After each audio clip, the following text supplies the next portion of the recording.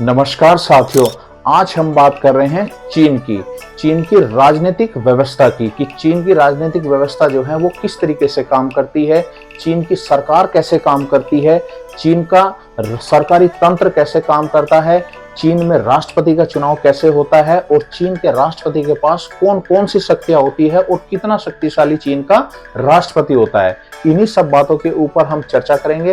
Video के आखिर तक बने रहे, चैनल को सब्सक्राइब करें और वीडियो को ज्यादा से ज्यादा शेयर करें। तो चलिए आज की वीडियो को शुरू करते हैं।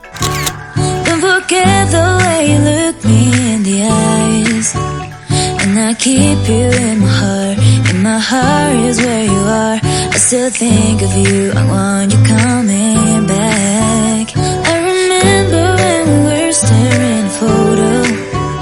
Don't forget the way you look me in the eyes. And I keep you in my heart is where you are. I still think of you, I want you coming back. Call me when you want, baby, I can take it on my heart, yeah, yeah. Give me your love, yeah, yeah. Call me when you want, baby, I can take it on my heart. करें तो चलिए आज की video को शुरू करते हैं। तो आज हम बात कर रहे हैं चीन की। देखिए, चीन जो है वो दुनिया से छिपा हुआ देश है।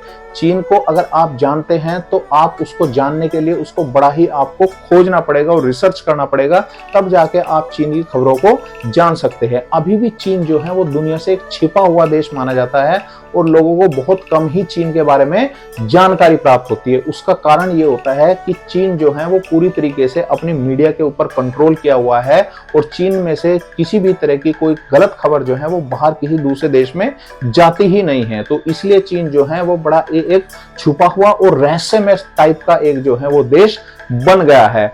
अब हम बात कर रहे हैं चीन के सरकारी व्यवस्था की, यानी कि पॉलिटिकल सिस्टम की। अभी भी लोगों को ये नहीं मालूम है कि चीन में जो है वो सरकार कैसे चलती है, चीन की व्यवस्था क्या है, किस तरीके से चीन जो है वो काम करता है, किस तरीके से वो चलता है। दुनिया का नंबर 2 की आर्थिक स्थिति अभी चीन की बनी हुई है। अमेरिका के बाद चीन ही दुनिया की सबसे बड़ी इकोनॉमिक पावर बन गई है। तो इसलिए इतनी बड़ी इकोनॉमिक पावर, इतना बड़ा देश, इतनी बड़ी जनसंख्या किस तरीके से कंट्रोल की जाती है, कैसे वो पूरा देश जो है वो चलता है। तो इसके लिए हम बात कर रहे हैं कि 4 तरह की दुनिया में व्यवस्था है किसी भी सरकार को चलाने के लिए। सबसे पहली व्यवस्था होती है फेडरल सिस्टम। तो फेडरल सिस्टम यानी कि संघीय जो ढांचा है, जैसे भारत में भी है और अमेरिका में भी है। लोकतंत्र जिसको हम कहते हैं, तो लोकतंत्र में फेडरल सिस्टम में जो है हम ये कह रहे हैं कि वहां पर जो सरकार है उस सरकार में 2 तरह की सरकारें होती हैं। एक होती है सेंट्रल गवर्नमेंट, एक होती है स्टेट गवर्नमेंट। तो जैसे भारत है तो भारत में कुछ पावर सेंट्रल गवर्नमेंट के पास है और कुछ पावर जो है वो स्टेट गवर्नमेंट के पास है। उसके बाद जो थोड़ी बहुत बची हुई शक्तियां आती हैं वो आती हैं लोकल गवर्नमेंट के हिस्से में आती हैं। उसके बाद हम बात कर रहे हैं कि दूसरा सिस्टम जो दुनिया में काम कर रहा है वो है किंगडम, यानी कि राजशाही। कुछ देशों में आपने देखा भी होगा कि भाई वहां पर जो है वो राजा राज करते हैं,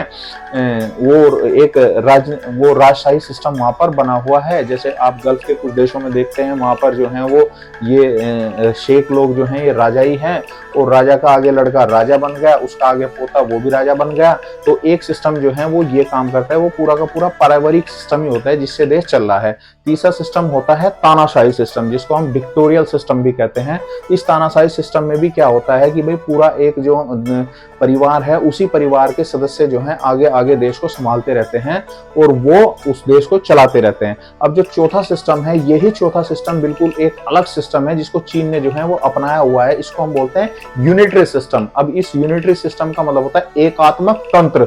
अब इस यूनिटरी सिस्टम में होता क्या है कि ये यूनिटरी सिस्टम कैसे काम करता है, तो हम इसके लिए हमें जाना होगा जब चीन की जो कम्युनिस्ट पार्टी ऑफ चाइना है, जिसको सीपीसी हम कहते हैं, उसकी स्थापना हुई थी 23 जुलाई 1921 को। उसकी स्थापना बीजिंग में हुई थी और तभी से इस पार्टी ने जो है वो पूरी तरीके से देश के ऊपर कंट्रोल कर लिया था और तभी से जो है ये यूनिटरी सिस्टम चीन में चल रहा है। और मैं आपको बता देता हूं क्या कि जितने स्ट्रॉन्ग तरीके से जो है चीन में ये यूनिटरी सिस्टम चला हुआ है, उतने स्ट्रॉन्ग तरीके से, उतने सिस्टमेटिक तरीके से जो है किसी दूसरे देश ने इस सिस्टम को नहीं चलाया है। क्यों? क्योंकि सारी इस यूनिटरी सिस्टम में क्या है कि पूरी की पूरी जो पावर है, पूरी की पूरी जो शक्ति है वो राष्ट्रपति के हाथ में ही है। यानी कि यहाँ पर जो है शक्तियों का बंटवारा नहीं है किसी भी तरह की। जैसे हम भारत में कह रहे हैं कि भाई कुछ सेंट्रल गवर्नमेंट के हाथ में पावर है, कुछ स्टेट गवर्नमेंट के हाथ में, कुछ लोकल बॉडीज के हाथ में पावर आ जाती है, लेकिन चीन में जो है सारी की सारी ताकत जो है वो राष्ट्रपति के हाथ में ही है और राष्ट्रपति जो भी चाहता है वो ही यहाँ पर कर सकता है। अब चीन की अगर हम बात करें तो चीन में जो है वो लगभग 23 राज्य हैं और 23 राज्यों में से 22 राज्य जो चीन में हैं वो पूरी की पूरी चाइना की गवर्नमेंट उनको कंट्रोल करती है। लेकिन 23वां जो राज्य है जिसको हम ताइवान कह रहे हैं, वो ताइवान जो है वो एक ऑटोनोमस रीजन है, स्पेशल एडमिनिस्ट्रेटिव रीजन है। जैसे हमारे यहाँ पर जो है वो कश्मीर पहले बना हुआ था कि स्पेशल एडमिनिस्ट्रेटिव रीजन जो था वहाँ के भारत से, वहाँ के जो कुछ एक नियम कानून थे वो अलग होते थे कश्मीर में, और भारत के कुछ अलग नियम कानून थे, तो कुछ सिस्टम जो है वहाँ पर कश्मीर में भी अलग थे। इसीलिए ही जो चीन का 23वां राज्य है, यानी कि चीन जो है वो ताइवान को अपना 23वां राज्य मानता है। और वहां पर जो है वो चीन बहुत समय से, लंबे समय से यही कह रहा है कि भाई ताइवान के ऊपर जो है अगर हमें बलपूर्वक भी कब्जा करना पड़ा तो हम ताइवान के ऊपर बलपूर्वक भी कब्जा कर लेंगे। लेकिन ताइवान जो है कभी भी चीन को अपने ऊपर हावी नहीं होने दे रहा है। तो इसलिए ताइवान के भी जो हांगकांग और मकाऊ जो रीजन है वो स्पेशल एडमिनिस्ट्रेटिव रीजन है। लेकिन कुछ ऐसे कानून हैं जो चीन के कानून जो है ताइवान के ऊपर भी लागू होते हैं, जैसे कि विदेश मामलों के जितने भी कानून हैं, डिफेंस यानी कि आर्मी के जितने भी कानून हैं, वो चीन के कानून ही ताइवान के ऊपर लागू होते हैं। तो इसलिए जो है वो चीन ने अपने इस सिस्टम से जो है वो ताइवान को भी अपने में ही बिल्कुल घेरा हुआ है। अब हम बात कर रहे हैं क्या कि चीन की ये पॉलिटिकल सिस्टम जो है जिसको हम यूनिटरी सिस्टम कह रहे हैं, ये काम कैसे कर रहा है। चीन का सबसे बड़ा जो एक प्लस पॉइंट है जो और देशों के पास नहीं है वो है वहां की सिंगल पार्टी सिस्टम। अब चीन में जो है वो एक सिंगल पार्टी सिस्टम है, यानी कि जो कम्युनिस्ट पार्टी ऑफ चाइना जिसको हम सीपीसी कहते हैं, जिसकी स्थापना वो जुलाई 1921 में हुई थी, वो पूरी तरीके से देश के ऊपर कंट्रोल किए हुए है और ये सिंगल पार्टी सिस्टम ही वहां पर चल रहा है। अब हम ये कह रहे हैं कि चीन में जो है, जब हम बात चीन के सेंट्रल गवर्नमेंट की बात करते हैं, राष्ट्रपति की बात करते हैं, तो राष्ट्रपति को लेकर वहां चीन वैसे तो कहता है कि भाई हमारे यहाँ एक लोकतंत्र भी चल रहा है, लेकिन चीन के राष्ट्रपति का जो चुनाव है वो पूरी तरीके से जो है वो एक बंद कमरे में ही होता है और किसी बाहर की व्यवस्था से वो उसका कोई लेना देना नहीं होता है। अब हम चीन की इस व्यवस्था की बात कर रहे हैं कि चीन में जो कुछ लोकल बॉडीज के चुनाव होते हैं, उन लोकल बॉडीज के चुनाव में तो लोग चुनाव में खड़े होते हैं, कैंडिडेट भी खड़े होते हैं, उम्मीदवार भी खड़े होते हैं, लेकिन जो लोग वोट दे रहे हैं, लोगों के पास जो है वो कैंडिडेट की चॉइस तो होती है। लेकिन अगर 4 कैंडिडेट खड़े हुए हैं, वो चारों ही कैंडिडेट जो है वो कम्युनिस्ट पार्टी ऑफ चाइना से ही होते हैं। लेकिन इसका मतलब ये हुआ कि चीन में अगर लोकल बॉडीज के भी चुनाव हो रहे हैं तो लोगों के पास कोई पार्टी को लेकर ऑप्शन नहीं है, कैंडिडेट को लेके ऑप्शन है लोगों के पास। यानी कि 1 2 3 4 कैंडिडेट खड़े हुए हैं, लेकिन वो सारे कैंडिडेट जो हैं वो कम्युनिस्ट पार्टी ऑफ चाइना के ही कैंडिडेट होते हैं। तो लोग कैंडिडेट की काबिलियत के ऊपर, उम्मीदवार की जो काबिलियत है उसके ऊपर वहां पर उसको वोट देते हैं। लोगों के पास भी ये ऑप्शन नहीं होता है कि वो जो है किसी दूसरी पार्टी को, क्योंकि दूसरी पार्टी है ही नहीं वहां पर मौजूद है। तो इसलिए जो है लोग वहां पर सिर्फ कैंडिडेट का चुनाव कर सकते हैं, पार्टी का चुनाव नहीं कर सकते। पार्टी वहां पर सिर्फ कम्युनिस्ट पार्टी ऑफ चाइना ही काम कर रही है। अब दूसरी हम बात करते हैं वहां के लेजिस्लेचर की। लेजिस्लेचर का मतलब ये होता है कि वहां की जो एक तरीके से, जैसे हम यहाँ पर पार्लियामेंट कह रहे हैं, संसद जो हम कह रहे हैं, तो जैसे भारत में 2 तरह की संसद काम करती है, 2 तरह के हाउस यहाँ पर हैं। अब संसद का यहाँ पर भारत में एक अपर हाउस है जिसको हम लोकसभा कह रहे हैं, एक यहाँ पर लोअर हाउस है जिसको हम राज्यसभा कह रहे हैं। अब भारत में संसद के सदस्य जो होते हैं लगभग 543 जो सदस्य होते हैं जिनको हम सांसद कहते हैं, वो लोकसभा के होते हैं। और लगभग मैक्सिमम जो 250 सदस्य होते हैं वो राज्यसभा के होते हैं, उनमें से 238 के करीब जो हैं वो राज्य से आते हैं और लगभग 10 से 12 जो सदस्य राज्यसभा के होते हैं वो राष्ट्रपति के द्वारा नॉमिनेट किए जाते हैं। अब यहाँ पर क्या है कि यहाँ पर चीन में जो है, चीन में अब ये 2 सदस्य 2 हाउस वाला सिस्टम नहीं है कि भाई कोई एक लोकसभा है एक राज्यसभा है। चीन में सिर्फ एक ही सभा है, एक ही हाउस है जिसको हम नेशनल पीपल्स कांग्रेस कहते हैं, यानी कि एनपीसी। एनपीसी चीन की एकमात्र संसद है जो पूरे देश के ऊपर काम करती है और एनपीसी में लगभग जो हैं वो 300 के आसपास सांसद माने जाते हैं। अब आप ये कहेंगे कि भाई 300 नहीं, सॉरी 3000 के आसपास, 3000 के आसपास वहां पर सांसद होते हैं, जिनको कुछ लोग जो हैं वो 2300 भी कहते हैं, लेकिन 3000 के आसपास जो हैं वो सांसद चीन की जो एनपीसी है, नेशनल पीपल कांग्रेस जो है उसमें होते हैं। अब आप ये भी कहेंगे कि भाई इतनी बड़े इतनी ज्यादा सांसद जो हैं, हमारे यहाँ तो 543 ही हैं, उनके यहाँ 3000 या 2300 सांसद उनकी एनपीसी में काम कर रहे हैं, उनके हाउस में काम कर रहे हैं, तो ये मतलब सिस्टम चलता कैसे होगा। लेकिन अब उन्होंने इस सिस्टम को बड़ा ही एक प्रभावी तरीके से बांटा हुआ है। अब इसमें होता क्या है कि ये एनपीसी काम कैसे करती है, ये जितने भी 2300 या 3000 जो भी हम सदस्य कह रहे हैं, ये एक तरीके से जो हैं वो कम्युनिस्ट पार्टी ऑफ चाइना के मेंबर्स होते हैं, सदस्य होते हैं, जिनको हम चीन के सांसद भी कह सकते हैं। अब ये क्या होता है कि जो राष्ट्रपति होता है वो भी एनपीसी यानी कि नेशनल पीपल कांग्रेस का ही सदस्य होता है। यानी कि जैसे हम यहाँ पर ये मोदी जी भी हम यहाँ कहते हैं भारत में कि मोदी जी भी कह देते हैं कि भाई मैं तो बीजेपी का, मैं तो जो है वो बीजेपी का एक कार्यकर्ता हूँ। तो इसी तरीके से जो है राष्ट्रपति जो शी जिनपिंग भी हैं वहां पर चाइना में, वो भी एनपीसी नेशनल पीपल कांग्रेस के एक सदस्य ही हैं, कार्यकर्ता ही हैं। अब इन 2300 या 3000 जो सांसद हैं वहां पर, अब इनमें से जो है वो चुनाव होता है। अब इनमें से चुनाव कितने का होता है, वहां पर 300 लोगों का चुनाव होता है। इन 3000 में से 300 लोगों को चुना जाता है और ये 300 लोग जो हैं वो सेंट्रल कमेटी में जाते हैं। सेंट्रल कमेटी में इसका अगला जो स्टेप है, एनपीसी का, नेशनल पीपल कांग्रेस के 3000 जो सांसद हैं उनमें से 300 चुने जाते हैं, वो सेंट्रल कमेटी में जाते हैं। अब सेंट्रल कमेटी में 300 लोग जाने के बाद फिर क्या होता है, उन 300 लोगों का भी चुनाव होता है, उन 300 लोगों का भी चुनाव होता है और वो 300 लोग चुनकर जो हैं सेंट्रल कमेटी के बाद एक पोलित ब्यूरो होती है। पोलित ब्यूरो भी एक स्टेप है सेंट्रल कमेटी के बाद, और उस पोलित ब्यूरो में जो है वहां पर 24 सदस्य होते हैं, यानी कि 300 में से चुन कर जो हैं चुनाव हो कर जो हैं वो केवल मात्र 24 सदस्य बच जाते हैं जो पोलित ब्यूरो में जाते हैं। अब ये जो पोलित ब्यूरो में सदस्य जाता है, इनमें से भी पोलित ब्यूरो में से 24 लोग जो हैं वो एक बंद कमरे में जो हैं वो बैठकर अब क्या करते हैं, ये आगे का चुनाव करते हैं। और आगे का जो चुनाव होता है, उस आगे के चुनाव में पोलित ब्यूरो के बाद एक और कमेटी आती है, उस कमेटी को हम कहते हैं स्टैंडिंग कमेटी। अब उस स्टैंडिंग कमेटी में केवल 7 लोग बच जाते हैं। अब आप ये मान के चलिए कि 3000 सांसदों से शुरू होने वाली जो संसद है, चीन की संसद, जिसको हम नेशनल पीपल कांग्रेस कहते हैं, वो 3000 में से चुनते वो कहां पहुंच गई, वो 7 के ऊपर पहुंच गई। यानी कि जो स्टैंडिंग कमेटी है, उस स्टैंडिंग कमेटी में जो है वो 7 सदस्य रह जाते हैं। और ये 7 सदस्य, अब आप कह रहे होंगे कि भाई ये चीन कहता है कि ये लोकतंत्र है। कैसा लोकतंत्र है ये?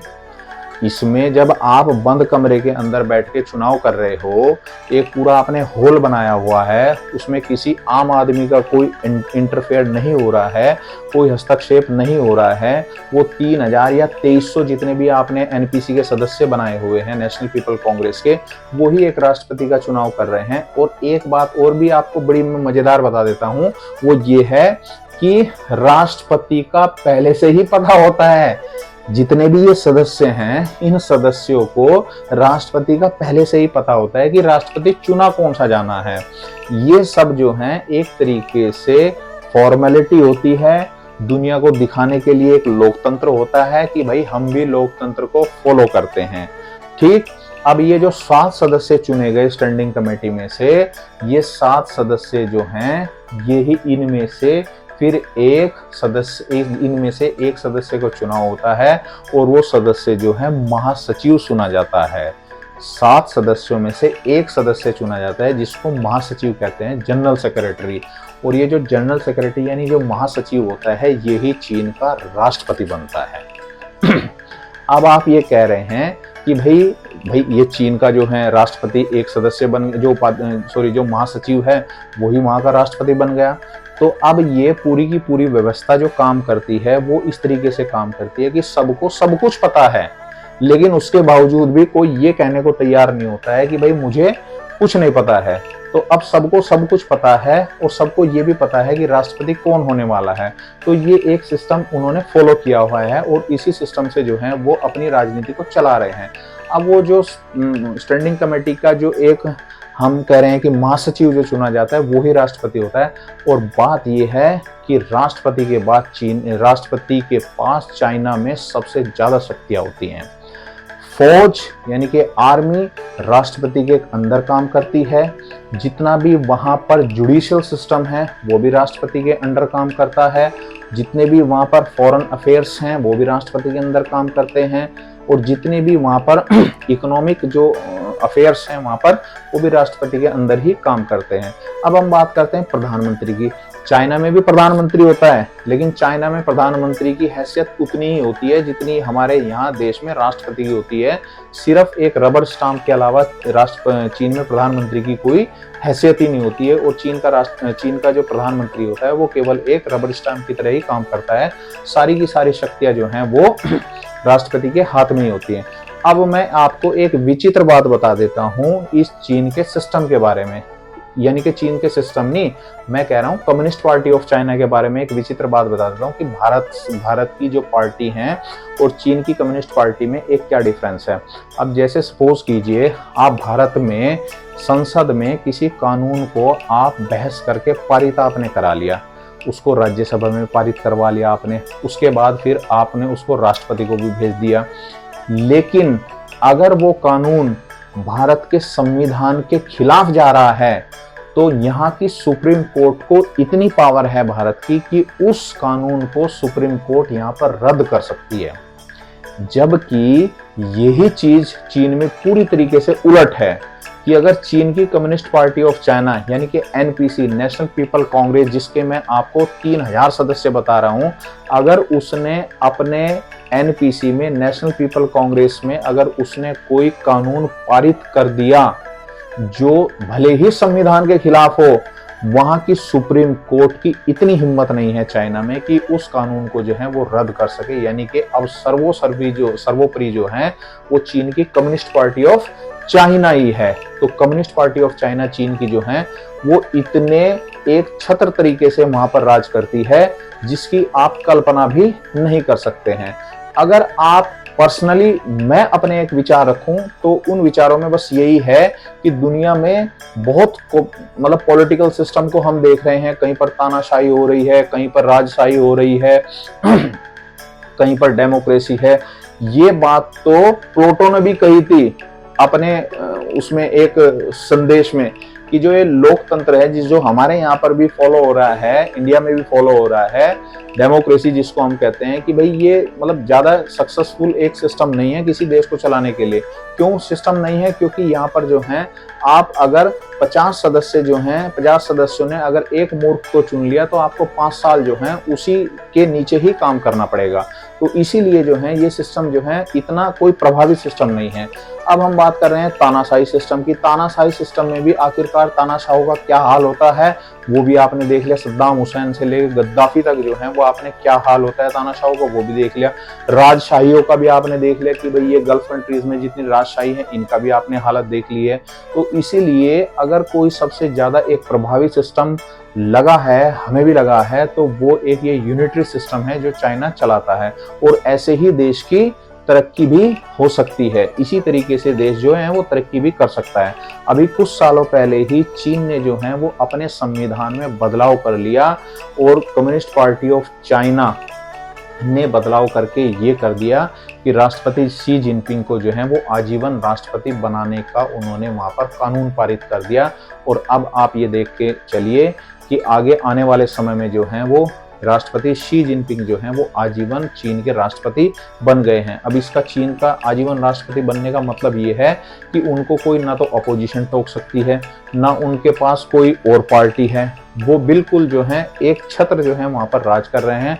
और आज स्थिति ये पहुंच गई है कि चाइना जो है कुछ समय बाद आप देख लीजिएगा कि चाइना की इकोनॉमी जो है वो अमेरिका को भी ओवरटेक करने जा रही है। और चीन जो है एक दिन हो सकता है बहुत जल्दी ही चीन जो है वो दुनिया की सबसे नंबर 1 इकोनॉमी बन जाएगी और डिफेंस में भी चीन जो है वो नंबर 1 की स्थिति पर पहुंच जाएगा। इसका जो पूरा का पूरा श्रेय जाता है वो कम्युनिस्ट पार्टी ऑफ चाइना को ही जाता है, जिसने इस तरीके की व्यवस्था चीन में बना रखी है कि जिन व्यवस्थाओं से आज चीन की क्या स्थिति है ये सबको पता है। चीन ने कितना विकास कर लिया ये सबको पता है। तो बस आज की इस वीडियो में इतना ही। आपको वीडियो पसंद आई होगी, चैनल को सब्सक्राइब करें, वीडियो को लाइक करें और ज़्यादा से ज़्यादा शेयर करें। धन्यवाद।